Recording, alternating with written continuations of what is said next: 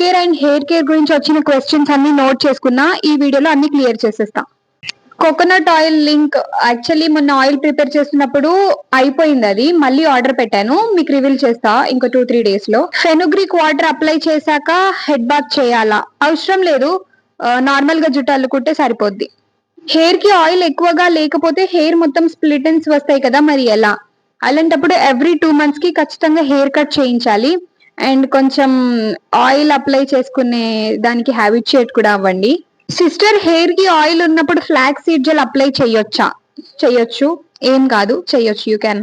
ఈ oil use చేశాక hair wash చేసుకోవాలా లేదా నార్మల్ ఆయిల్ లానే యూజ్ చేయాలా? అంటే నార్మల్ ఆయిల్ లా యూజ్ చేయడం కాదు, 1 hour ఉంచుకోండి లేదా నైట్ అంతా ఉంచుకోండి. 2-3 days మాత్రం అసలు ఉంచుకోవద్దు, ఎందుకంటే అందులో మనం క్యాస్టర్ ఆయిల్ వేసాం కాబట్టి. స్కిన్ ఎప్పుడు న్యాచురల్ గా ఉండాలి, లేకపోతే సైడ్ ఎఫెక్ట్స్ వస్తాయి, జాగ్రత్త, please check expert video before you do anything అని చెప్పేసి ఒకరు కామెంట్ చేశారు.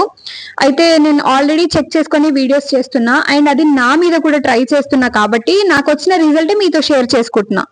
హెయిర్ షాంపూ చెప్పండి. హెయిర్ షాంపూ వెనస్డే రోజు రివీల్ చేస్తా. Just keep supporting and keep waiting. So మీకు ఇంకా ఏమైనా డౌట్స్ ఉంటే ఈ వీడియో కింద కామెంట్ చేయండి, పార్ట్ 2 చేసేద్దాం.